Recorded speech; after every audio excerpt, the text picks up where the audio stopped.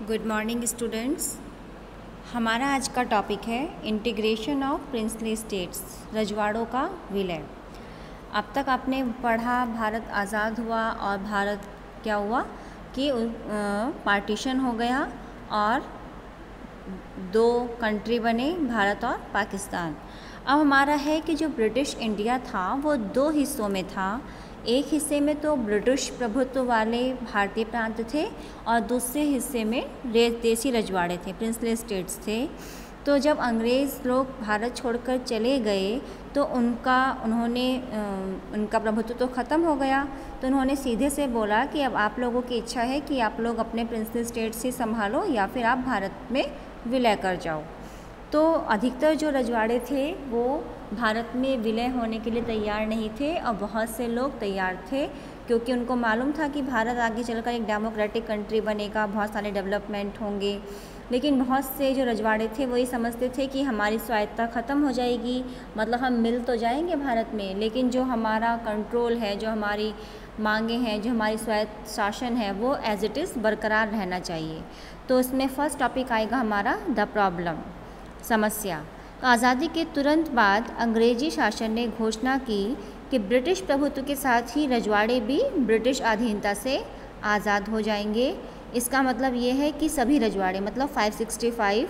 और उसके बाद अंग्रेज़ों का कहना था, उनका नज़रिया था कि वो रजवाड़े अपनी मर्ज़ी से चाहे तो भारत में शामिल हो जाएं, चाहे तो पाकिस्तान में शामिल हो जाएं, और या फिर चाहें तो अपना अस्तित्व स्वतंत्र बनाए रखें, या फिर अपने आप को वो इस तरह से इस्टेब्लिश करें कि उनको किसी का साथ उनको जुड़ने की नौबत ना आए।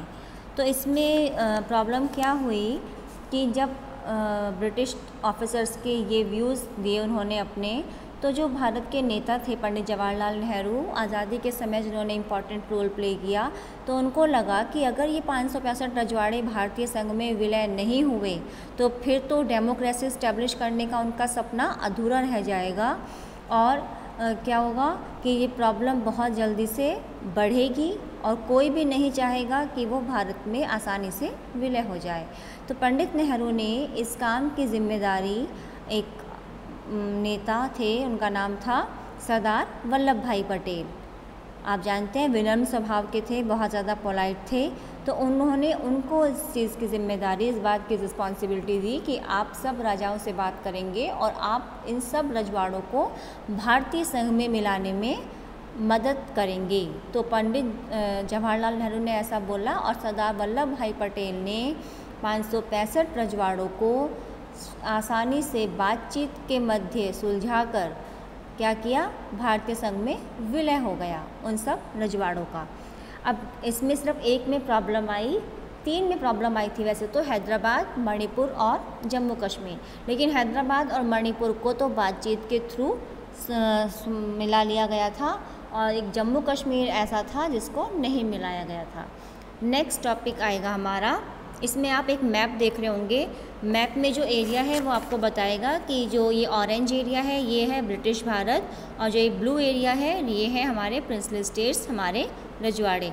आप देख सकते हैं कि जितना ब्रिटिश भारत का एरिया है उतना ही हमारे देसी रजवाड़ों का भी है। नेक्स्ट टॉपिक आप पाएंगे गवर्नमेंट अप्रोच, यानी कि सरकार का नज़रिया क्या था। जो सरकार का नज़रिया था वो 565 रजवाड़ों को लेकर बहुत ज़्यादा पॉजिटिव था कि अगर ये हमारे भारत में मिल गए तो हमारा भारत एक बहुत अच्छा एरिया, बड़ा एरिया वाला, बड़े क्षेत्रफल वाला डेमोक्रेटिक कंट्री बनेगा, और अगर बाई चांस ये नहीं मिल पाएगा तो हमारे लिए बहुत सारी प्रॉब्लम क्रिएट होगी और हम भारत में डेमोक्रेसी इस्टेब्लिश करने में बहुत ज़्यादा सक्सेस नहीं हो पाएंगे।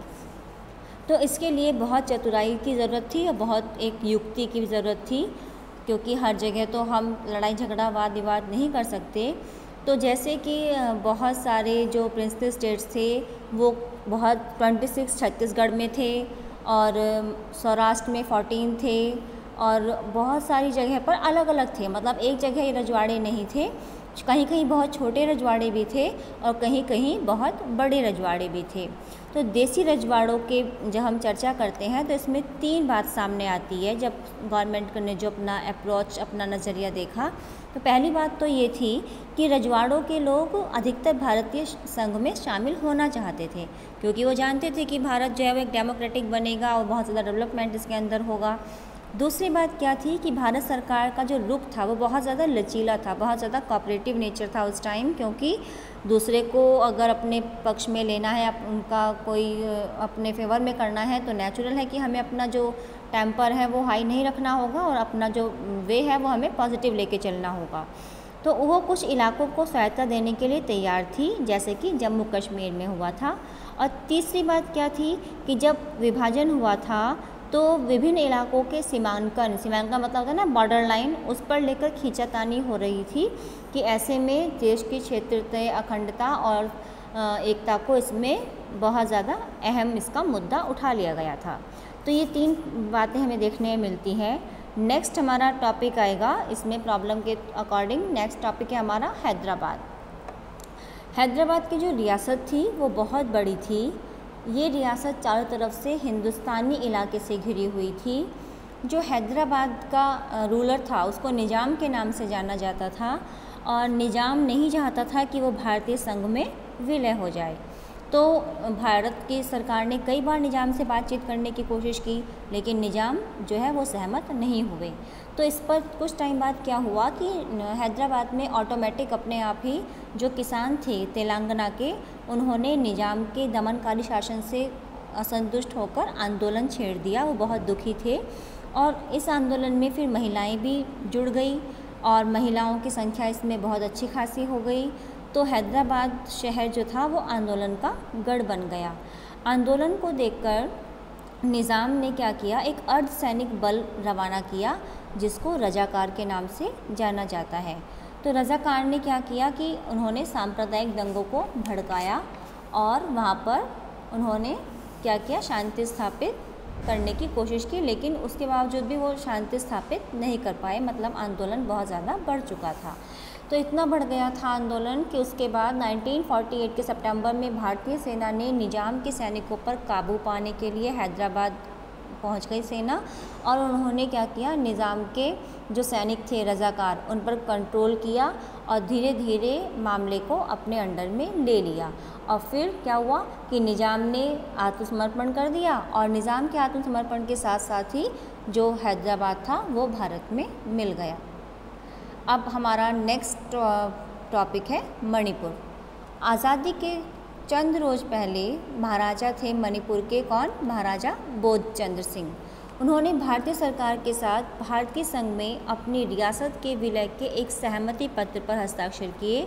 आप सब लोग पहले पढ़ चुके हैं, मैं बता चुकी हूँ कि सहमति पत्र को क्या बोलते हैं, इंस्ट्रूमेंट ऑफ एक्सेशन।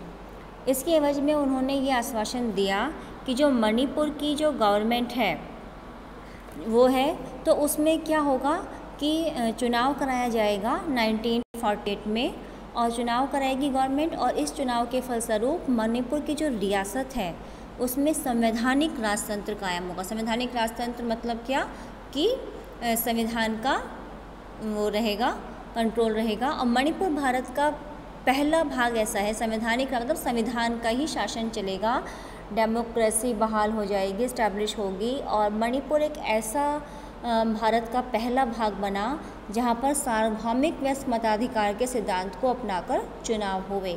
तो मणिपुर में महाराजा बोधचंद्र सिंह ने अच्छे युक्ति से काम किया, भारत संघ में विलय भी हो गया, स्वायत्तता भी बरकरार रही और भारत का पहला ऐसा स्टेट भी बना जिसमें कि उसने सार्वभौमिक व्यस्क मताधिकार को इम्पोर्टेंस दी।